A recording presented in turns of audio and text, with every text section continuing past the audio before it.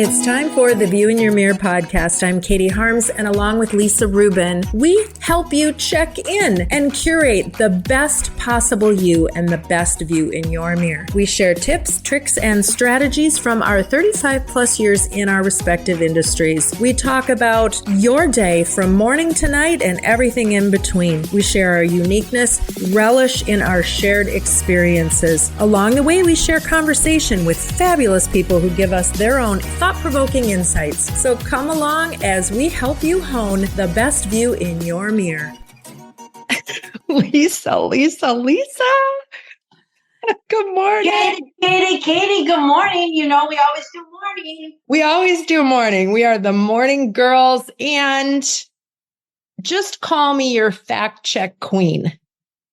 Okay, should we just tell people a little bit about, we always do our little research ahead of time, and we always have things that we talk about before we start recording.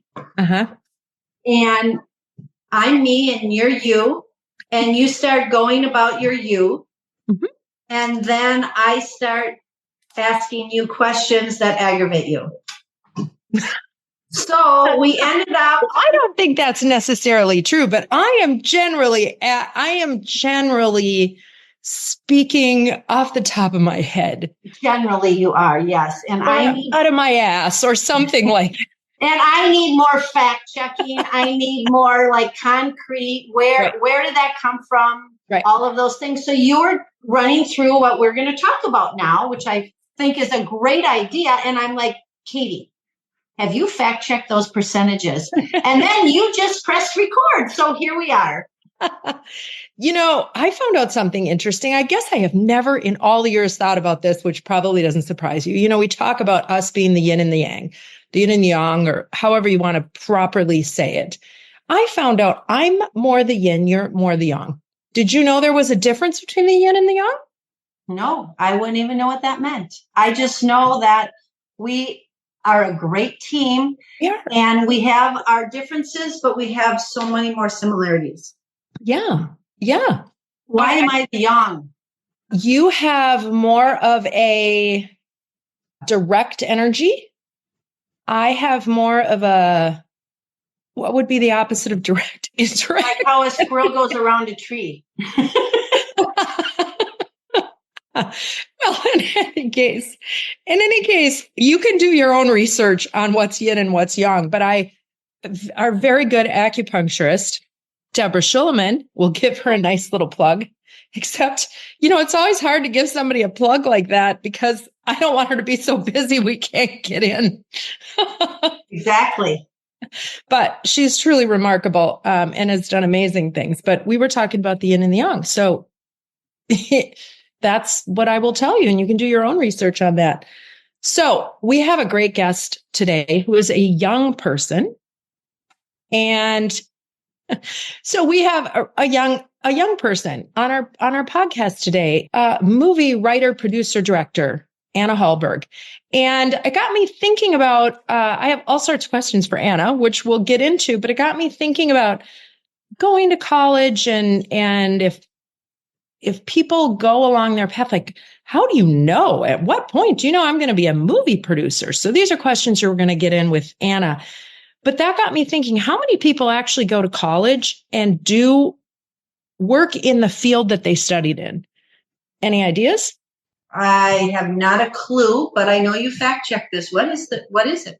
It is 43.7%. This is from February of 24, according to Quora.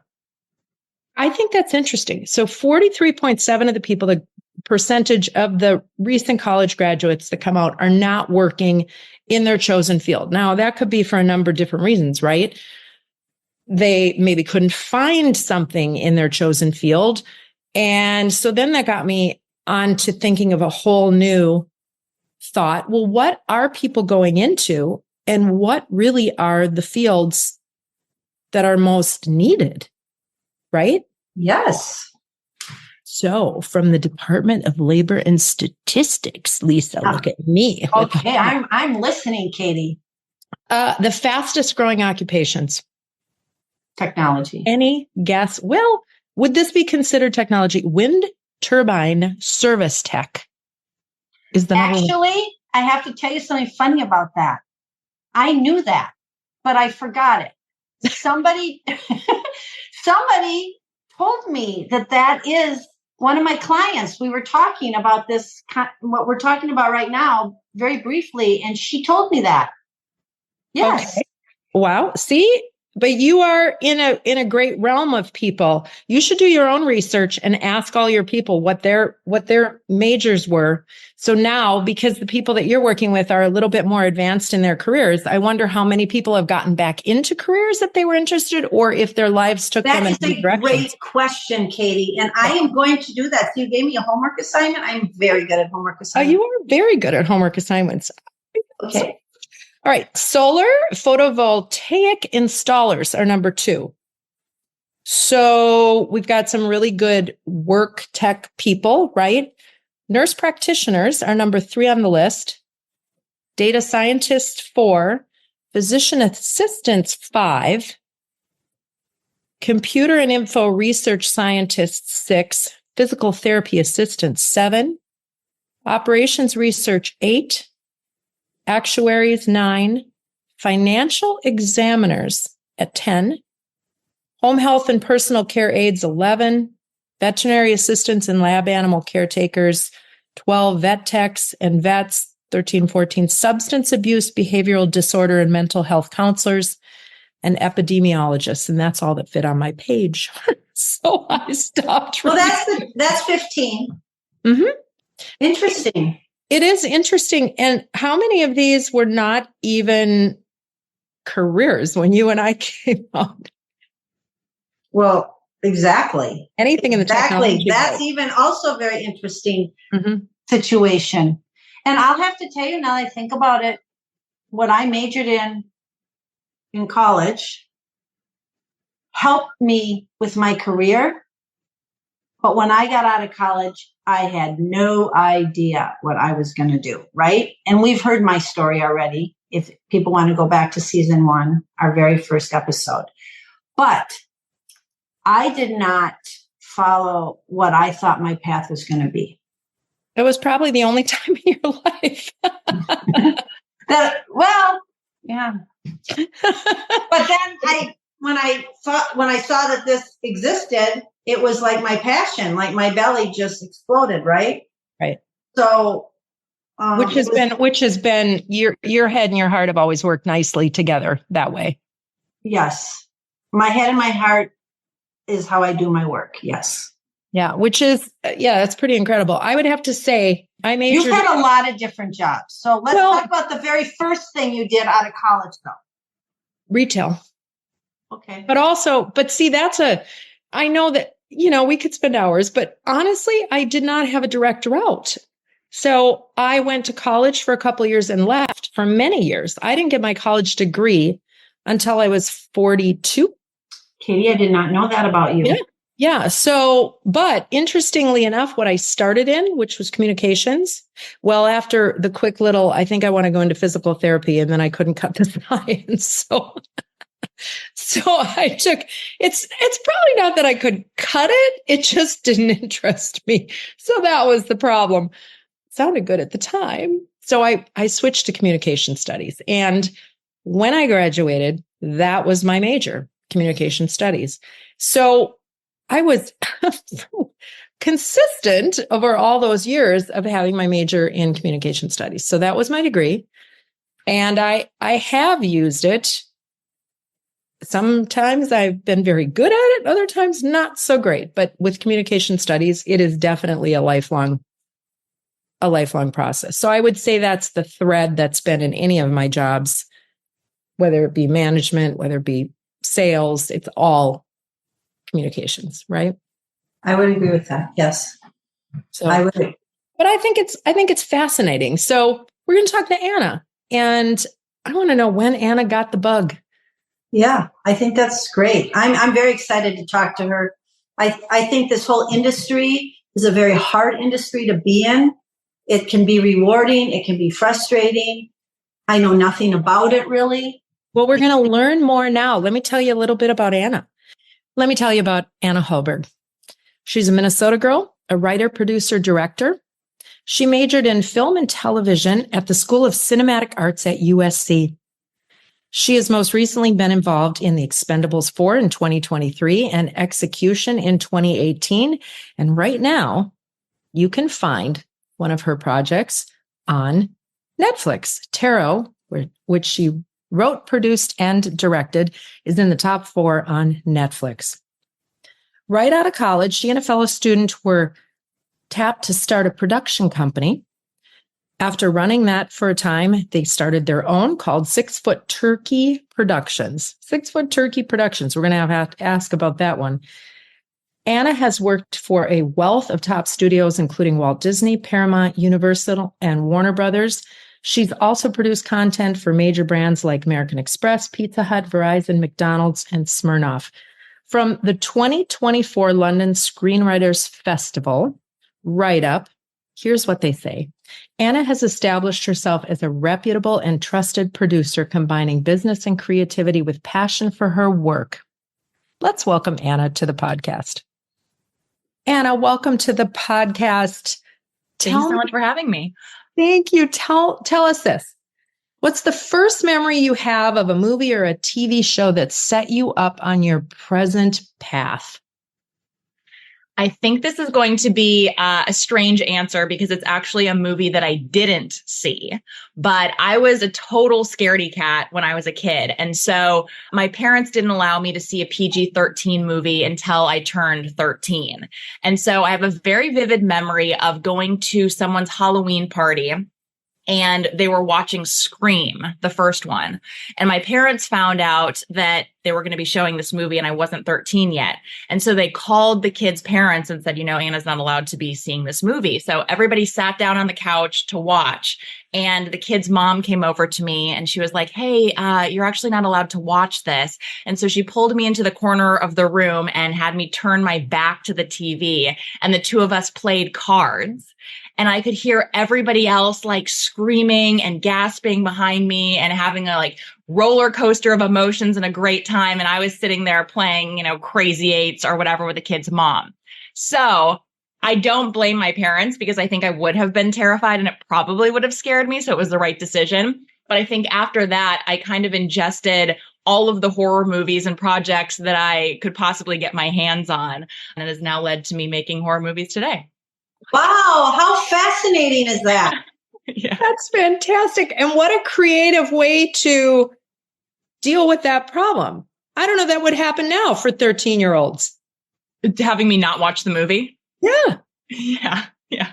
Still got to go to the party. I just didn't get to enjoy the film. Yeah, I think in the day, but that's a whole nother testament. I think in the day and age that we live in now, the kid would have been picked up. You'd have been picked up. Yes, 100%. Okay, so I have a question about that. So now, knowing what happened to you and then you making horror movies, do you think about that when you're actually writing or producing the movie? Like what age or when should children watch it or not watch it? Or do you not think about that? I absolutely do. And for Tarot, which is the movie that I recently co-wrote and co-directed, it's a PG-13 rating. And that's something that we thought about a lot before we went into shooting it. But I think it's really important before you make a movie to kind of know who the audience is. And that way you can craft scares and things accordingly, because obviously you can show less blood and guts and gore and things like that when it's PG-13 versus R. But it also just changes how you craft the scares. I do not like scary movies. I don't either. I really liked this movie. Oh, thank you. I mean, full disclosure, I watched it because you were coming on, right? And because your dad's my friend and we were so excited. And I thought, okay, I can do this. I can get through it. It was fascinating to me. I watched it. It really is good. It really is good. Where did the idea come from? Start us at the beginning of like the inkling of how you got to this point of producing this movie. Yeah, absolutely. Well, I think this is more sleepover horror. So I like to say that it's like a good intro to horror film. So people who don't really like horror, I hope can watch this and be okay. So I'm glad to hear that was the case. But Spencer and I did an incubator program that Sony and Screen Gems, which are the two studios who made this film, had started. And the whole idea of it was to make short films that would then turn into feature films. And so we made a movie called Blink, starring this girl named Sophie Thatcher, who's incredibly talented and has really like blown up on Yellow Jackets. And she's doing Heretic, the new movie that's coming out.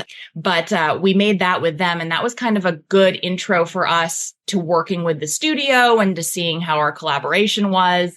And after we made that movie, they came to us and asked if we would want to make a movie about astrology, a horror movie dealing with zodiac signs and things. And so Spencer and I went away, and there was nothing that was really inherently scary to us about the zodiac signs.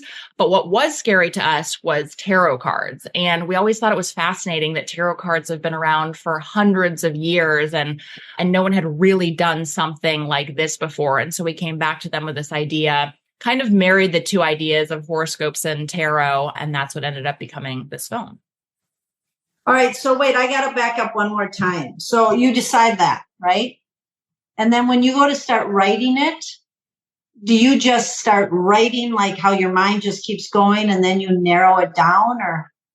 You mean for the actual like outlining of the movie? Yes. Yeah. No, it's a lot of back and forth and conversations creatively between Spencer and I, and also working with the studio.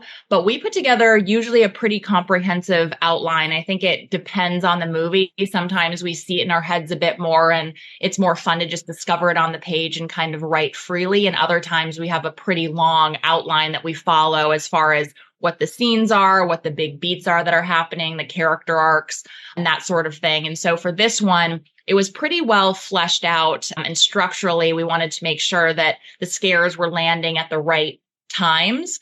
So we had a pretty long outline before we dove into writing it. Interesting. Okay. So let's back up even further.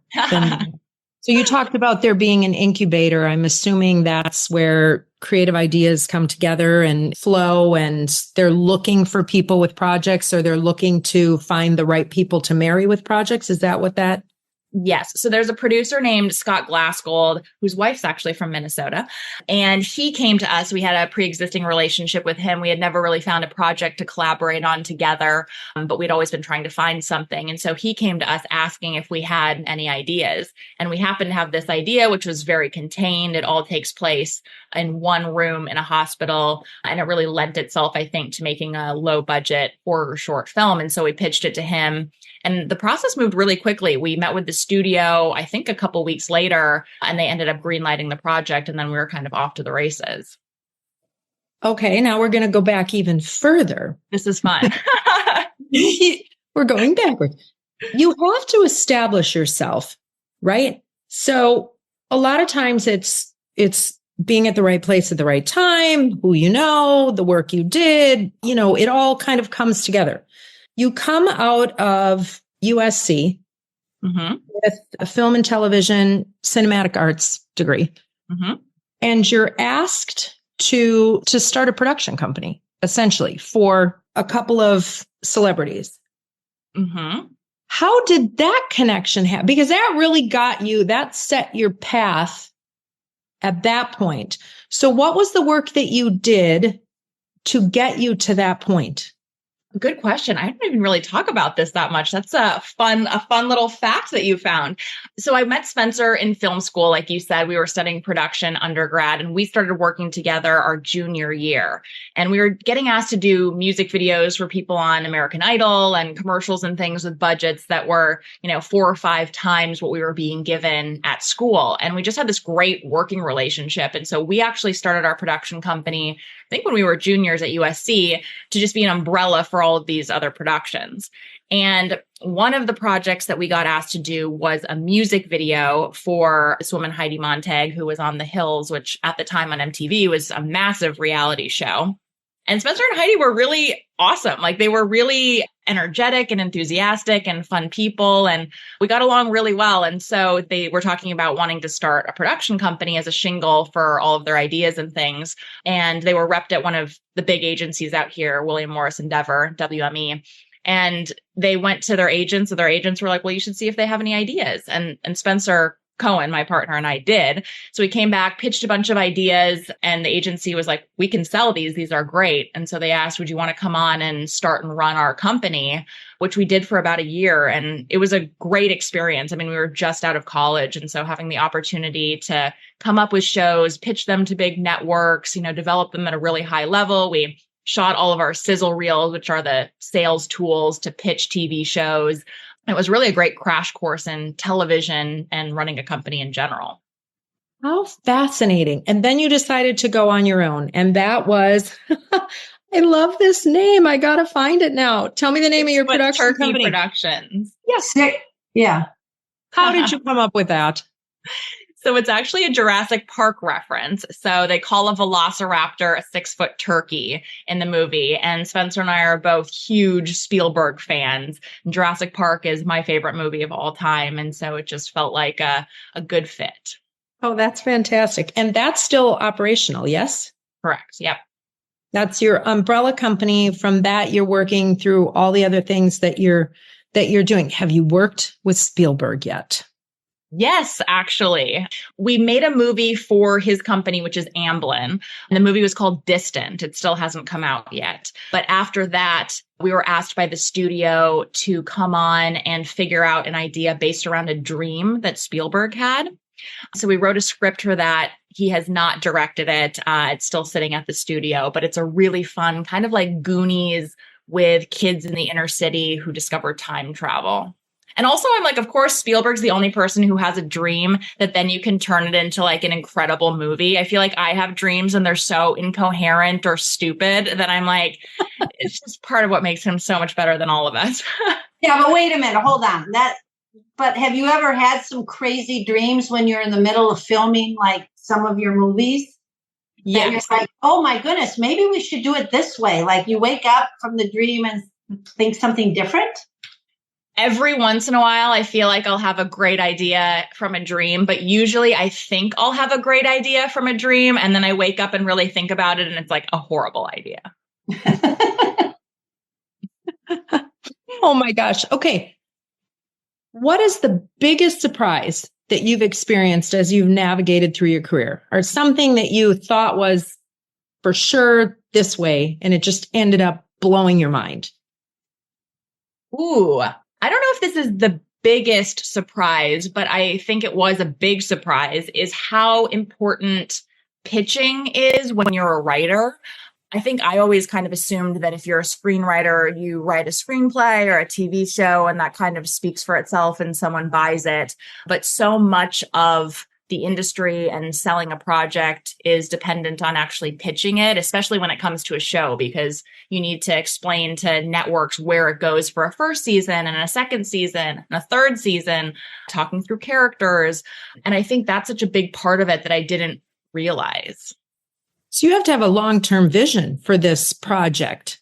Yes, for TV specifically, they really want to know if it's going to be a serialized show that's ongoing for multiple seasons. They really want to know how you can get multiple seasons out of that story and those characters. How interesting. It sounds in a way, well, we know USC has an incredible reputation, right?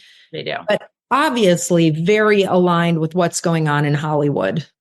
Yes. Yes. I think it's fortunate for them because they're right in the heart of Los Angeles. So they have access to a lot of people who are working in the industry or have worked in the industry in a big capacity and in a real way. So with the professors or guest speakers or things, you just have people who are coming in constantly who are really continuing to be in the industry. And, it wasn't someone who had done it 30, 40 years ago. They're usually currently still working, which is really helpful.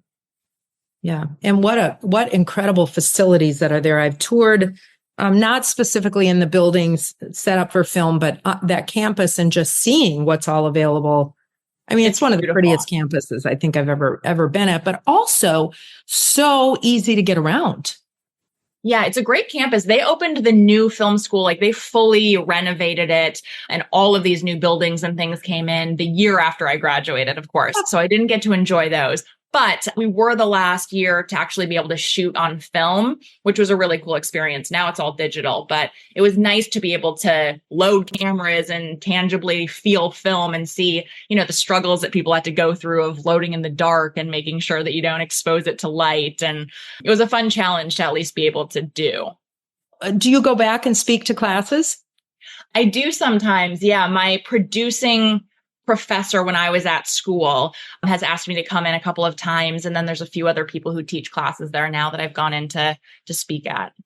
Was there any choice of where you were going to go, or did you know from the minute you went to college, you wanted to go to USC for film? I originally didn't want to go to USC because coming from Chaska in a small town, the idea of going to such a big school felt really overwhelming and kind of felt like I would get lost. I knew I wanted to go somewhere in Southern California, but I wasn't quite sure where. So I applied a lot of different places and thought I would want to go to a smaller school like a Loyola or maybe even a Chapman or something that has a good film program but isn't quite so big. But once I got accepted to the film school and really dug into it, I mean, there's only 100 people each year who are accepted. And so it felt kind of like a small school within a big school. And then I loved that you had the opportunity to like go to these huge football games and you had all these big events and stuff that would be happening on campus, but I still had that really small school feel with film production. Yeah, I think that's a great description of USC. It really does have a small school feel once you get on campus. Great job of that with the different programs and things. I had a great experience. Yeah, I agree. How many people really make it?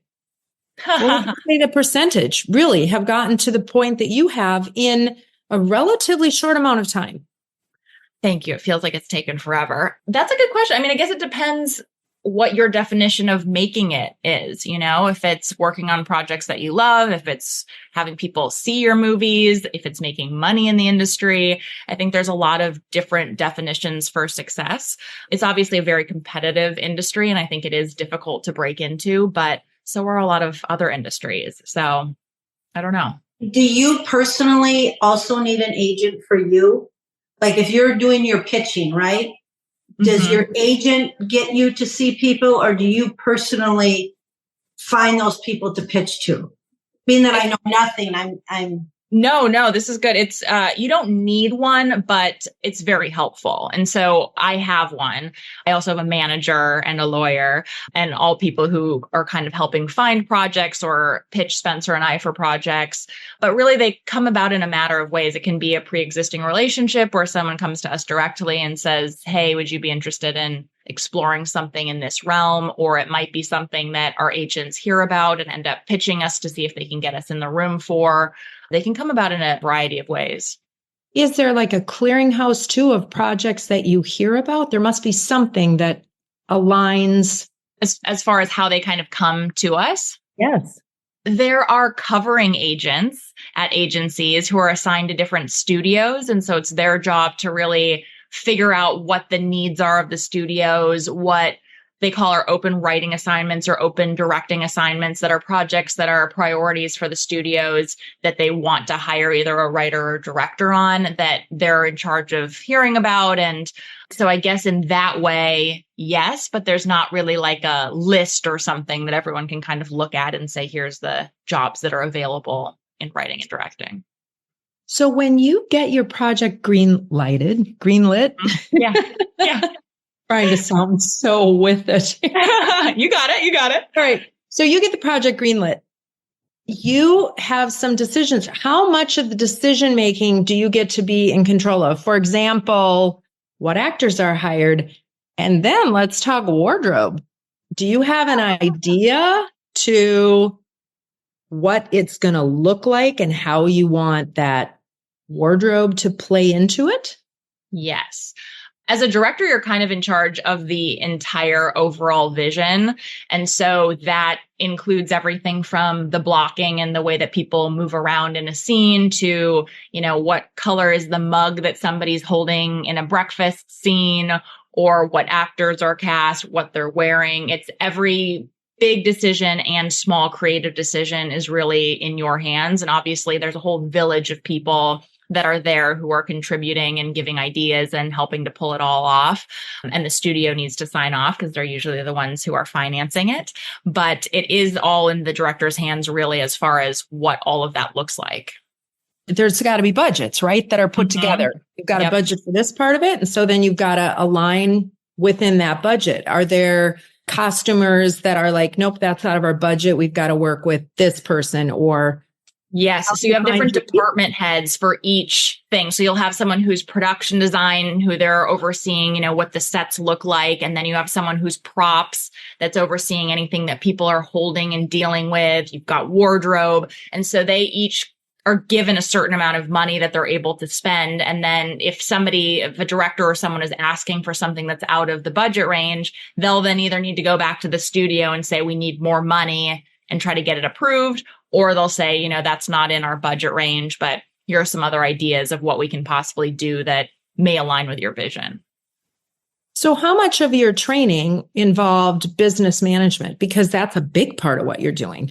It's a huge part of it. So I started out really producing, and producing is kind of like project managing. And so you're usually, as a producer, there are different kinds of producers, but usually as a creative producer, you're on from the very beginning when an idea is either just a concept or it's a script, all the way through the marketing and the exhibition of the movie. And so that's really where I started. I did some line producing as well for commercials, which is handling the budget and the schedule and all of the logistics for projects. And so that has been super helpful, I think, in guiding me as a writer and a director, just because I know how things function and flow and what things relatively cost to be able to be mindful of it or making smart decisions. Fantastic. We're going to take a quick break. We come back. I want to talk about postmortem, what it looks like after a project's happened and how you analyze and think about what you would have done differently. And then we're going to talk about upcoming projects. We're going to talk about how you arrange your day. We have to talk a little bit more about that wardrobe piece. Yes. Spoken like a true wardrobe consultant. We'll be right back. You are invited to make your way to a beautifully inventive and delightful store in the Galleria called Sweet Ivy. Becky Leffler's inspiration for the store comes from her vacations in Marco Island, where she relished in the sensory delights, intoxicating aromas, vivid colors, and exquisite products in the local gift shops. She has gone on to curate a beautiful selection of apparel, shoes, accessories, and gifts born of her love for unique products and her unwavering belief in her vision, brought to life and cared for by a fabulous staff. Feminine, chic, pieces that will elevate and stay in your wardrobe for years to come. Brands like Tyler Bow from Rhode Island, Spartina 449, and Magic Pants by Lise. Not to be forgotten is Littles by Sweet Ivy, their predominantly children's store and home to Barefoot Dreams, which you need to experience. Give yourself the gift of this store in the Galleria. Shop Sweet Ivy. ShopSweetIvy.com. Okay, we're back. Okay, postmortem. So you've got the project. How common is it now that, let's just say, tarot, it's out, it's doing phenomenally. Do you watch it with an eye to say, oh, I wish I would have done that? Or I think it's impossible not to. I think about projects that I work on, and after they're done, I'm like, okay, that was good, except I would have done that differently next time. But you use that going in, right, to your next. Yeah, I feel like there's always little nitpicky things that, Spencer and I would notice that nobody else would ever pick up on, or that make a difference to us that nobody else would ever care about. That when you watch the film back, you're like, oh, that was such a frustrating filming day, or we wanted to have this happen and it couldn't. But, hopefully the audience isn't picking up on those things. Well, that's good, I would think, right? That would be that. And that's what that sets you apart and makes you good at what you do, is because you can look at that and use it for next time, but also no one else is going to know. Yes, I think that it could be a strength or a weakness to be a psycho type A personality and have such attention to detail, but I like to say it's a strength. But how long, in a general sense, is it from the time you wrap up, movie's ready to go, does it actually get released? It can totally depend. I mean, if it's a huge budget movie with tons of visual effects and things, post-production can last a really, really long amount of time. If it's an indie film or something that has a smaller budget, you can just afford for less days in editing and post-production, so it's shorter. And then it really depends on if you have distribution and someone is already putting the movie out in theaters or on streaming, or if you're looking for distribution, or if there's a studio or something that's financed it, that's behind it. Our movie we shot in 2022 in the fall, and then it came out theatrically in May of this year. Oh, wow. Okay. So it took a little bit. You've talked about your partner, Spencer, who, according to what I'm thinking, has been your partner since college. Yes. Spencer and I have been best friends, and I joke mortal enemies, since we were in college. But we've worked together now almost half our lives, which is really upsetting and crazy to think about. But it's great. I mean, it's really, I think the best thing that I got out of film school was finding someone who was driven and like-minded and who really loves the same movies that I do. And I think it's super rare to find a partner who you see things eye to eye with and are creatively so aligned with. It's rare that Spencer or I have an idea that the other person doesn't like or doesn't respond to, which again, I guess can be a bad thing because you don't have the opposite perspective, but it does make it helpful when we're trying to make decisions because we usually want the same things. But not having opposite perspectives necessarily, do you have different ways of approaching things? Almost like that yin and yang. We talked about that at the beginning of the show when we did our intro. And in partnerships, just that balance to be able to say, wait a minute, we got to look at this. How do you approach it differently? Yes. And I think we both come from very different backgrounds as well. There's this movie, The Fabelmans, that Spielberg made that was really about his childhood, but it was very much, I think, also Spencer's childhood, and that he grew up making movies all the time with his friends. They'd be running around with cameras, shooting things constantly. I grew up wanting to be an actor, doing theater, and then moved into producing and scheduling and budgeting. And so we really did have different skill sets that we kind of came to the table with. And so when we're directing, we make decisions together, or we each will weigh in on every single facet of things. But there are definitely things that I think I'm better at than Spencer and things that he is stronger at than I am. Okay, well, talk about bearing the lead. You grew up wanting to be an actor. I did. Yeah. I started out doing like local theater at the Chaska Valley Family Theater, and then moved into doing professional theater, the Chanhassen Dinner Theater, and then came out to LA on and off from the time I was like 13 for pilot season, which is when the networks used to cast pilots for TV shows. And so that kind of gave me my first taste into Hollywood and Los Angeles, and got to see that there's really a world behind the camera as well. And this has really been in the fabric of your being since you were very young. Yeah. I've just been fascinated with, theater and film and TV and storytelling since I was very young. And well-rounded. I mean, I feel like you've gotten the well-rounded, and you had really the best of both worlds. I mean, I just don't think you can beat Minnesota for the foundation. Totally agree.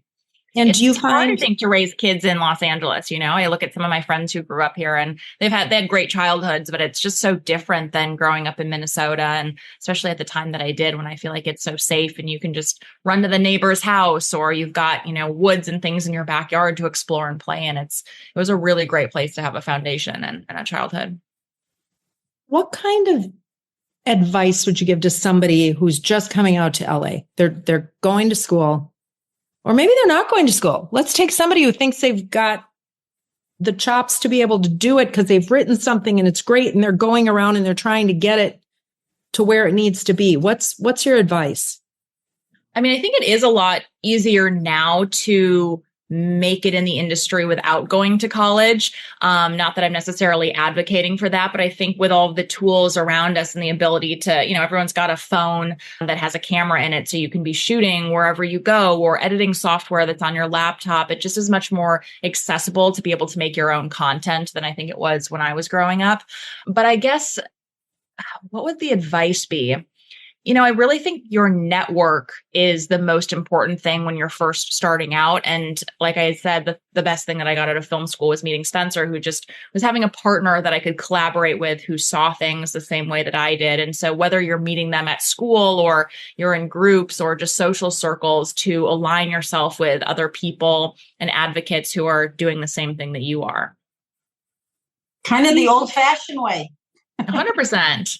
Yeah, it almost sounds like that really has maintained out in LA and in California and really in the movie world is connections, networks. Yeah, and a support system and people you trust and want to be working with and who you can bounce ideas off with or collaborate on things with. It's so helpful. You appear to have a very natural curiosity and an ability to really dial into and ask questions to get to where you need to go. Do you recognize it in yourself that that's not in everybody? Yes, I think I just naturally have always been a really curious person about the world. And I think that lends itself to my storytelling. But no, I guess I've never really thought about that. Yeah, I think that's a gift that you might not. So which then Lisa's going to ask the question. I'm going to see if I can mentally telepathically. I'm going to ask the question about what, Katie? Okay. The telepathic connection is broken. Telepathic. Today. What is the question that would ask her talking about gifts? We are not aligned right now, Lisa. We are not aligned right now. Relink. I was actually in my mind thinking about something else I was going to ask her, so I got caught off guard. Okay. What is your superpower? Oh. I think it's my ability to organize and I say to multitask, although I know people say that you can't actually multitask, that it's impossible to be good at it. But I think if you could be good at it, I am. And so when it comes to production, keeping track of a million different things that need to be done or questions that need to be answered or scheduling the day in a way that you get everything you need, I think is something that comes very naturally to me. I agree that you can be good at all of that, because if it is your superpower, of course you're going to be good at it. And if you weren't good at it, you wouldn't be where you are doing what you do. So don't say that. So what's your day look like? Give us an average general day. I mean, I think that's the fun thing about working in this industry is that there isn't a typical day. It really depends if we're in the process of writing something, or if we're in pre-production gearing up to shoot something, if we're actually shooting, finishing a movie, the day looks totally different.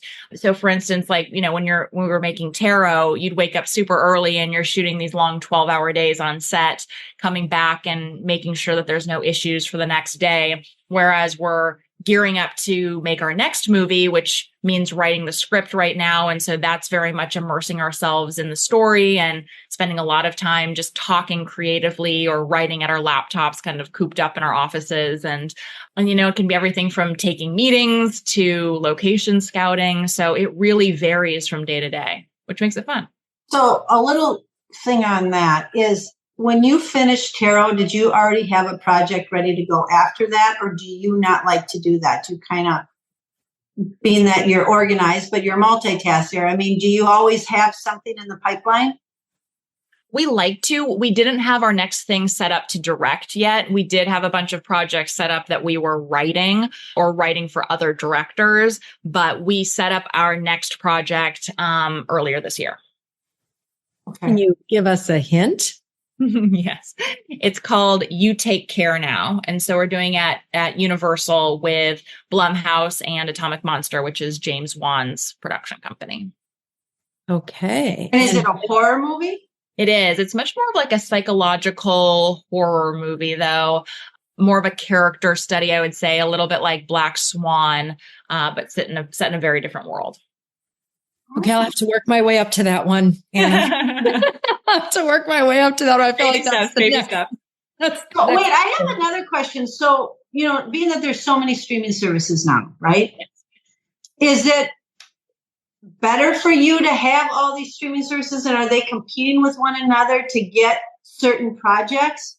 Or now that you're on Netflix, does Netflix always want your next project? Like, I have no idea. How does that work? I think initially it was a good thing because there were a lot more buyers. And so there were more people that you could sell your projects to. And as they were starting to build up a slate to have movies or TV shows or things to be able to release on their platforms, they needed to buy a lot of things. And so I think it was really good for the industry. We've had a lot of setbacks. I mean, everyone went through COVID, and then we had multiple strikes that happened here as well that kind of caused the industry to pause a little bit. So I feel like we're going through a bit of a consolidation period at the moment, and people aren't necessarily buying as much right now. It's become a little bit more competitive again. So it'll be interesting to see what happens with all of these streamers, and if they, Paramount and Skydance, there's a merging that's happening with them at the moment, but I'm curious to see if that starts to even happen more. Interesting. Yeah, I hope it does, because it gets very confusing. It is confusing. I want to watch that. Well, do I want to spend another $300 to stream? I know. And it's frustrating for the consumer, right? And to say, okay, which streaming services am I going to pick? And then I'm going to watch the shows from there. And then one comes from another streaming service, and like, oh God, that looks really good. And so I'm hoping that there is some consolidation that's going to happen, because I actually think more people are going to watch. Yeah, I agree. I mean, it's interesting too, because you think about like normal cable where you would have access to all of these different channels. And now, instead of paying for one big cable package, like you said, you're picking and choosing which subscriptions you're going to have. And it starts to add up, and I think becomes more expensive if you're really trying to cover these platforms than if you just had a cable package like we did in the old days. It absolutely does. I was on the plane and I watched 3 episodes of a show called Dreaming Whilst Black. I have to put in a little plug for this. And it was the 3 episodes, and it was phenomenal. It was all about a writer trying to pitch his projects in London. I think you'd enjoy project? It. Pardon me? A scripted project, not a docuseries project. Okay. And it's based loosely on a true story. And I haven't gotten into that more, but I looked to see, because it clearly there was going to be more episodes of this. Yeah. And so I came home and I found it on Paramount Plus. Mm-hmm. And I have Paramount Plus. I'm like, great. But then I started to watch it. Oh no, I don't have the right Paramount Plus. So in order to get it, I have to pay another $5 a month to get this, to watch it, which I did because it just is so good. So the first season's out. I'm sure hoping it's coming back, but talking about what you're going through and watching, it's a little bit of comedic and it's a little bit of a love story, and it's got all of those things in it. So, but enjoyable and crazy. But I thought, now why I have Paramount, and I think I probably am spending more than I ever spent before they were talking about cut the cable, right? Yes. So, and then I'm thinking, well, is this just, I feel at times very handcuffed by, there's only so many things that the brain can handle. Of course. It's overwhelming. And I feel like I can't keep up. I mean, this sounds like an awesome show. I'll add it to the list. But I think, people are constantly recommending things. And I'm like, oh my gosh, I haven't even heard of that, or I haven't had a chance to see that. Mm-hmm. It's hard to keep up. Yeah. Okay. So when you're personally watching a show, whether it's a movie or a series, do you actually enjoy it? Or do you go, how that cut that they did? Like, do you see it in a very different way than someone like myself who just sits back and watches a show? Probably. I mean, I do enjoy it. I still love watching film and TV, but I think it's hard for me to fully remove myself and not be looking at it with an analytical eye, or to be, critiquing things, or if I'm really enjoying it, to be noticing why I'm enjoying it. So it's hard to fully disconnect and just watch something as a viewer, I think. That was a great question, Lisa. All right. So what kind of goals do you have? What are you looking? Obviously, you want to write more. You want to do it. Are you looking for, what kind of awards would one look for doing what you're doing? I mean, people always try to win Emmys and Oscars, but I think for me, it's less about the critical praise, which also can be so political and subjective, and much more about telling stories that are meaningful to me or that touch an audience. And I think, I make this stuff for myself, but I also make it for other people and not necessarily for critics. So I think it's less important for me to be winning awards or getting benchmark achievements in that way. And it's more important to be able to have the opportunity to tell the stories that I want to be telling. That's refreshing, Anna. That's, again, very refreshing. And when we were not recording, I told you, you are a really special human being, and you have really amazed me, and your demeanor and everything of someone your age, and you should be very proud of yourself. Thank you. I really appreciate that. Do you want to stick in the horror realm? I don't even know how to say that. Or do you want to maybe do some other things like comedy, sports? I don't know. Romantic. Can you combine them? Can you combine horror and comedy? Genre blending. A lot of our projects have a comedic undertone or are a bit genre blending in that way. Actually, Taro did with the one character for sure. Yeah. Taro has a little bit of humor, and a lot of our upcoming projects, things that we're writing, not necessarily to direct, but that we're writing for other directors or other studios just as assignments, do have, action and comedy or horror and comedy. And they're fun, everybody loves laughing. So it's great to be able to have something that has a bit of levity to it. So when you're writing a script or when you're doing a show, and do you think about what they're going to wear while you're writing it? Or do you wait till you do the scene? Or do you have a specific idea in your mind of what they should be wearing? And how does that work? So I think the specifics of what somebody's wearing come down the line when you're actually picking out wardrobe and you've cast somebody in that role. But it is super important in the writing process because I think you can tell so much about a person and a character based on the decisions that they're making and what they're wearing. So again, if I'm wearing vintage clothing or I have hand-me-downs, it says something very different than if I'm buying Chanel or really expensive designer clothing, or I want something that's the newest item for this season. And again, are they put together? Do they care about their appearance?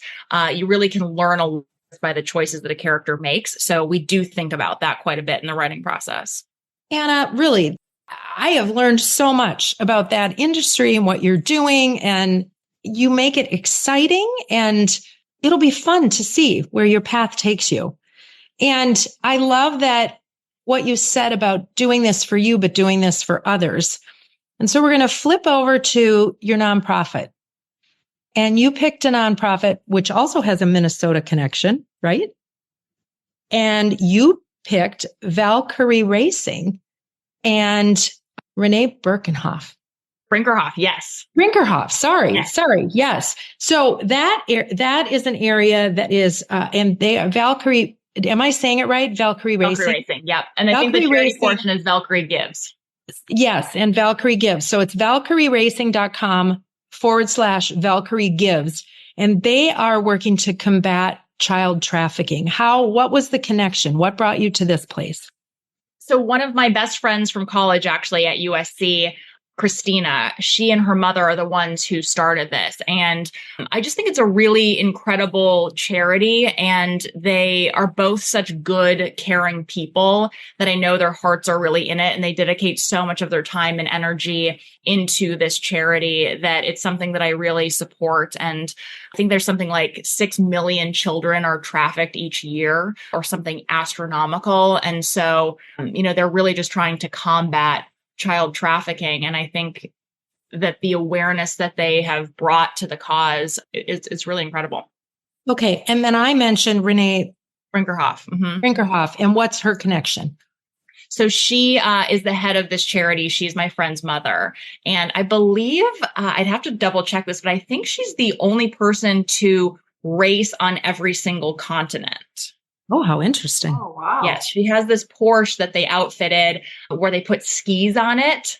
She raced in the snow, but it's pretty cool. I mean, she's a total badass. Okay. And is she the one with the Minnesota connection? Or did I get that totally wrong? I don't know if there's a Minnesota connection. All right. Well, we'll just somewhere, the 6 degrees of separation. Relative, somewhere there that they know. I'm sure. They know me and I'm from Minnesota. There you go. That's it. And they raced in Antarctica and there's snow there just like Minnesota. Yeah, there we go. See, we just needed to put it all together. We did it. I'm so glad. So glad. Let's not lose sight of the mission, though, which is to combat child trafficking. So for more information, go to valkyrieracing.com/Valkyrie Gives. Anna, thank you so much for being with us. Time flew. Well worth the wait. And thank you. Thank you so much for having me. Thank you. You were phenomenal. Oh, thank you guys. Awesome talking to you. Fun. Isn't it? Don't you just feel energized? Yeah, she's phenomenal. She's great. I hope she just keeps going because It'll be fun. She's going to make some really, really cool things. You have to learn to like horror films. Okay. I know. I'll work on that. For those who do, it was an enjoyable experience. My horror film light experience with tarot. So strongly suggest. And you know what? It just proves we can do new things, right, Lisa? Yes. I just won't watch it at night by myself in the dark. Okay. All right. Sounds good. Watch it. Yes. Listen, we want all of you to do new things. One of those things we'd love for you to do is reach out, say hi, give us a comment, give us a like, give us a follow. However you want to get a hold of us, go to theviewinyourmirror.com and you'll find all the information on us. Or reach out to us on Instagram, Facebook, LinkedIn. We'd love to hear from you. And push yourself to do some different things. Expand your horizon, watch a scary movie, walk backwards around your neighborhood. I don't know, find something. Change your career into the top 3 things that are the big drives right now in jobs. There you go. Change your career. But whatever you do, make sure you know you are the most unique and wonderful you. And when you look in the mirror, make sure you let yourself know. We love you, and we know you love you. Until next time.